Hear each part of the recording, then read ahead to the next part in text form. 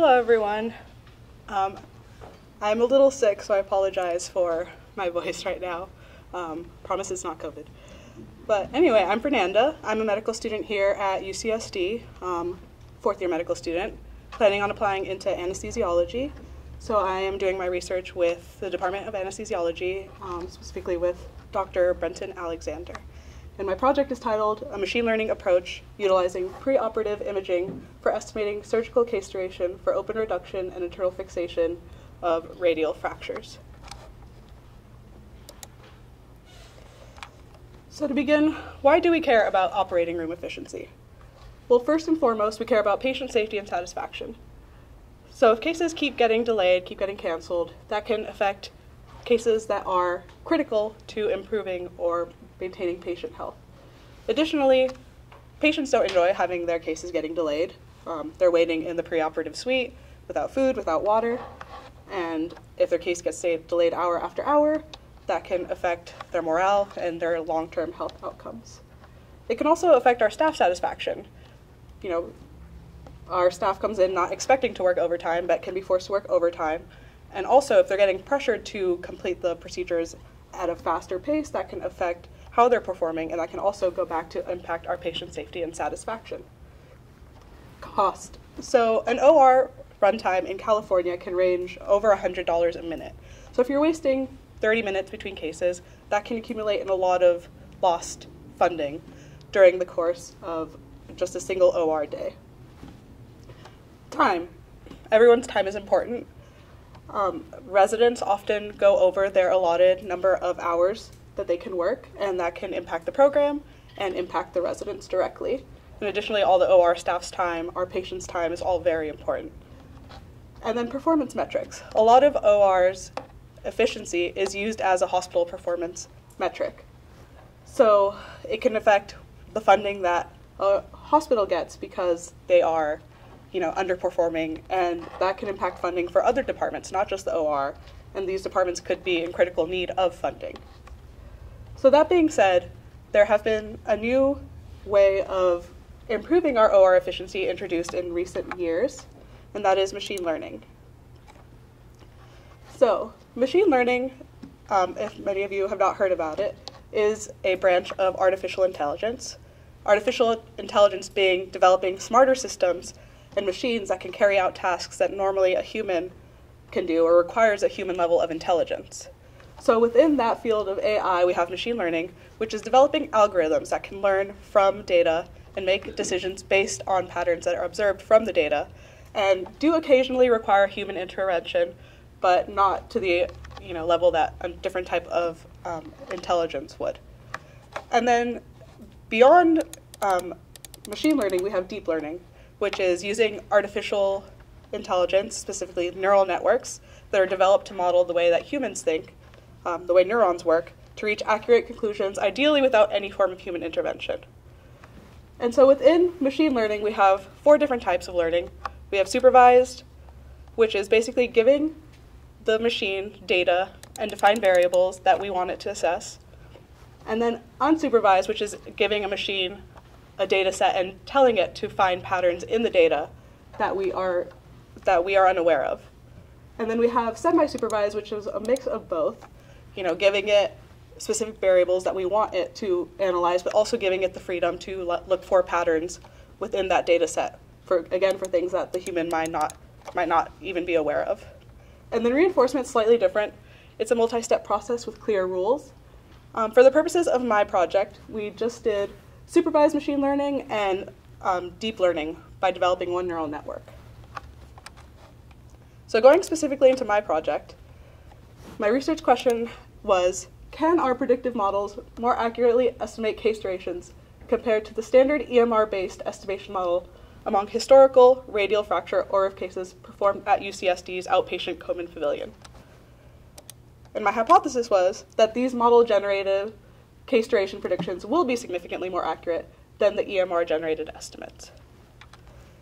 So going into our data, we originally began with 236 cases. Only 214 were actually included in the analysis because they were missing preoperative imaging data. The median age was 55 years, and the majority was female, which makes sense. The majority of these fractures are older women, usually with some kind of bone disease like osteoporosis falling out on an outstretched hand and causing a fracture that way. Median weight was about 173 pounds, and the median surgery time was about an hour and a half. So features that we selected from preoperative imaging reports were actually determined by a literature review that was done prior to beginning the study. I went through and determined what variables surgeons tend to think are more important in determining how long and how complicated a surgery is going to be. So among those are CT versus X-ray imaging. If a fracture is worse, it's more likely to require a CT scan versus X-ray, just because they can get more in detail features. And then intra-articular versus extra-articular fracture displacement, comminution, impaction, angulation tilt, an ulnar styloid fracture, an additional ulnar fracture, which I'll kind of delve into more and explain more on the next slide, and whether or not this was a redo surgery. So if this person had previously been injured and then due to some issues with healing, they had to get the surgery repaired. And then additional features that were automatically pulled from the EMR include patient demographics, such as sex, age, height, weight, surgeon data, so who the surgeon was, how long on average they take to perform these surgeries, and then procedure data, which is what procedure was done, ideally all the same, and then what operating room was used, and other institution-specific variables. And then scheduling data, which is how long the case was scheduled to take and how long it actually took. So going into the feature selection, so we have intra-articular versus extra-articular fractures. The big difference being intra-articular means it involves the joint space. These were more common in our data set because these are worse surgeries, so they do tend to require surgical intervention versus an extra-articular fracture can be performed without a surgical intervention. Fracture displacement, so was the distal radius fracture fragment out of position. Comminution just refers to 2 or more breaks in the bone, which again associated with a worse fracture. Angulation or tilt, so is the fracture fragment off its main axis, which was also common in the majority of our patients. Impaction, so did the bone essentially get crushed in its impact course. Ulnar styloid fracture, this is also present in the majority of our patients. It's just fracture of the fragment of the ulna that you can kind of see that's on the right side of his hand. And then additional ulnar fracture, so was there another fracture aside from the ulnar styloid fracture in the ulna? So again, fractures of both bones, probably worse, probably will require surgical intervention. So for our data analysis, again, we began with 236 cases. 214 were included in our final analysis. And the modeling methods that I developed include multivariable linear regression, lasso, ridge, random forest, regression, boosted regression or XGBoost, and then a neural network. I just made the neural network blue to show that it's the deep learning. And then our performance was measured by root mean squared error and mean absolute error, which I'll explain more on the next slide. So the RMSC or MAE are both ways of measuring the performance of a machine learning model. Their formulas look very similar.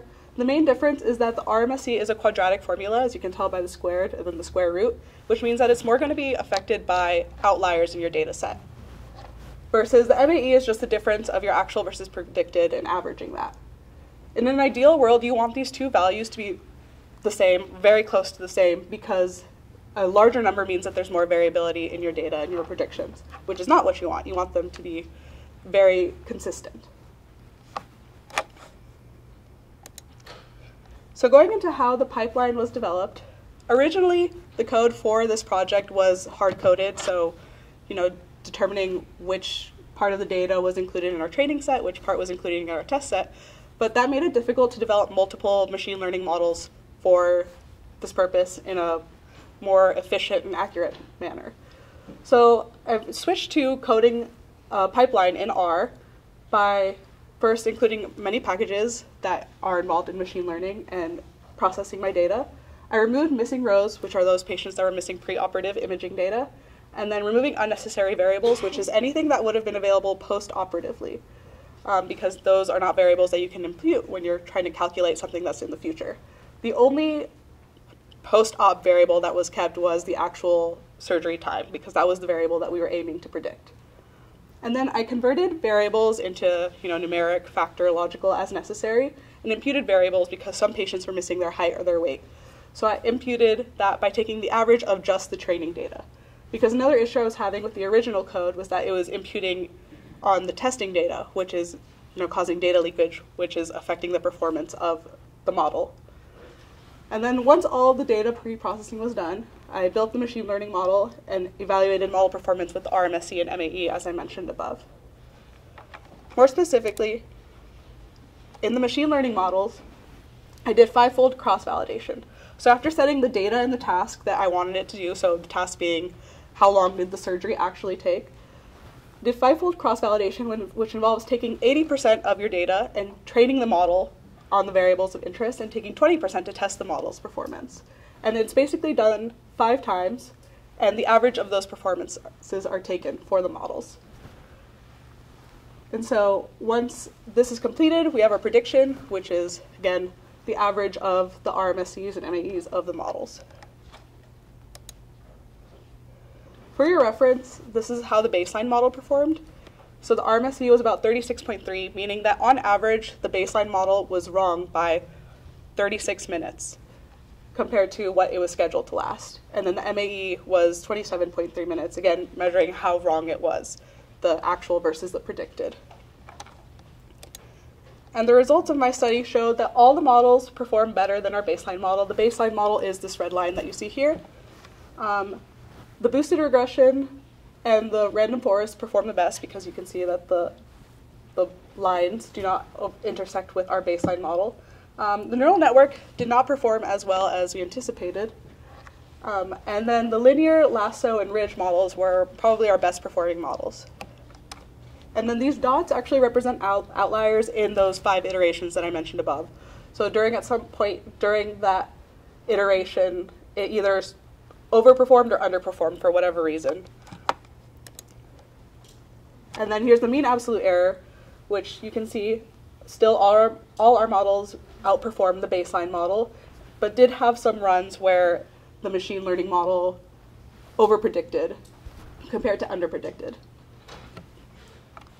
And here's a table of all of the models and how they performed, again, by taking the average of those 5 iterations.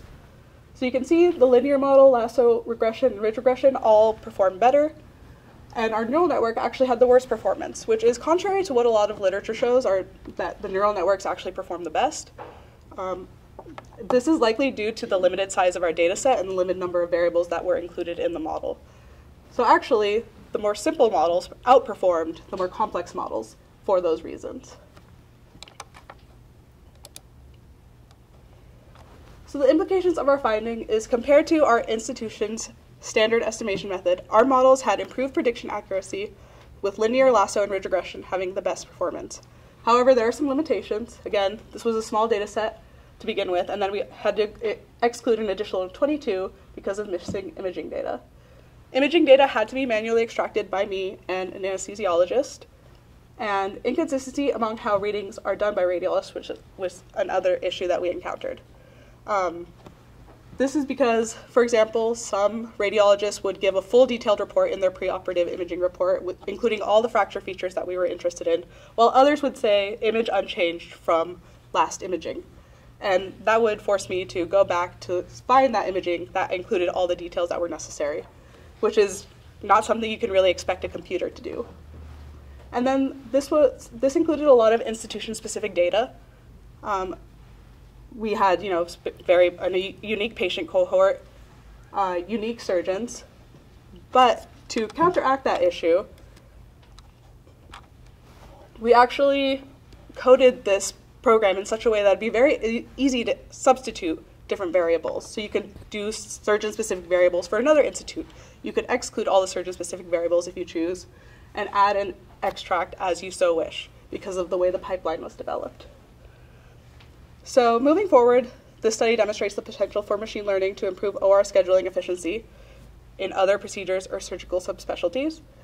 So the next steps for me are to continue the hyperparameter optimization on code. This essentially means that setting the different parameters for the models. For example, a random forest, I can set how many trees I want it to grow, what depth do I want it to grow, and that's kind of determined by how complex the data set we're using is.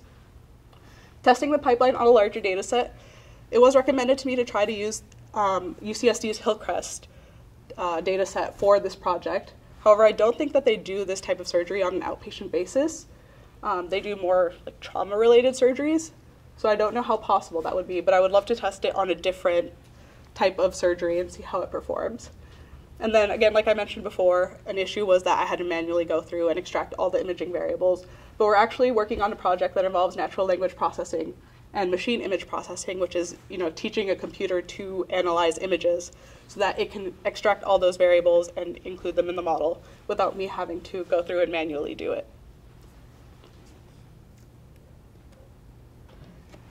And I'd like to give a big thanks to my mentor, Dr. Brenton Alexander, Dr. Rodney Gabriel from UCSD Anesthesia Department, and my dear friend Sumana Mahada, who actually drew some of the artwork that you saw for my project. And thank you.